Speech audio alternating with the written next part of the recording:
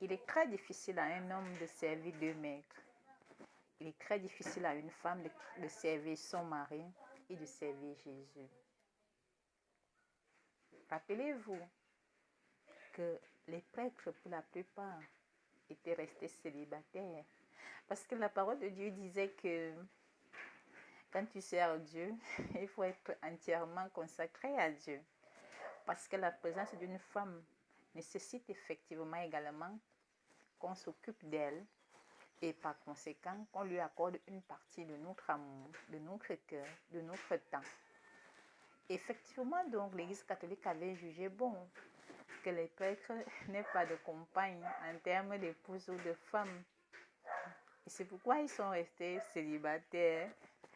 Alors, concrètement, aujourd'hui, Jésus étant revenu sur terre, les hommes étant les chefs de leurs femmes dans leur famille, maintenant se pose un problème de comment est-ce qu'une femme mariée peut servir Jésus alors que son mari est son chef?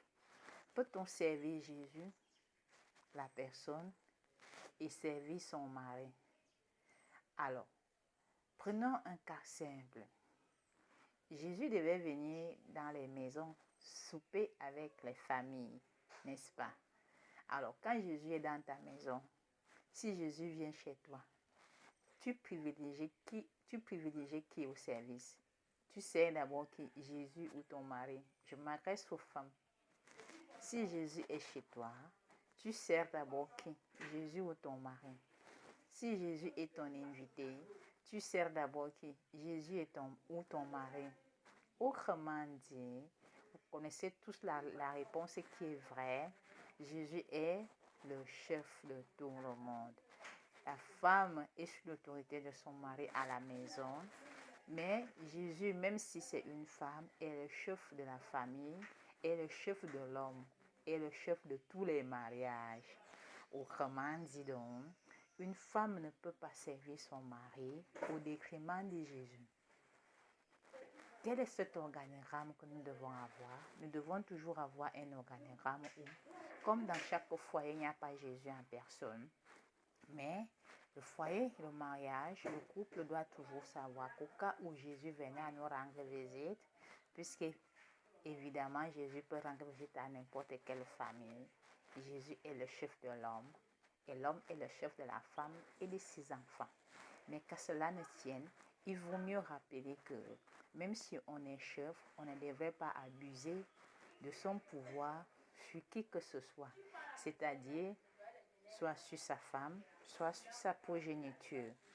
Car ne fais pas alors que ce que tu n'aimerais pas qu'on te fasse.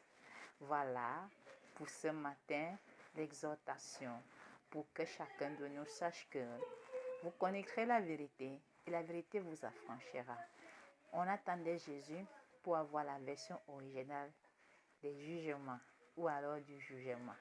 Voilà, je vous souhaite de passer une excellente journée en partageant ce message, cette exhortation de l'École sans frontières qui vise essentiellement à restaurer la paix dans le monde à partir du Cameroun. Sur ce, rejoignez-nous dans le mouvement mondial de restauration de la paix dans le monde à partir du Cameroun.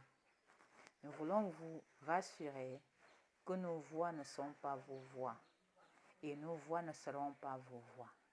Nous voulons donc ici insister que vous nous invitez dans vos familles afin que nous échangions face à face avec le Seigneur, comme il était écrit dans la dernière page de la Bible, Ancien Nouveau Testament, qu'on devait voir le Seigneur en face.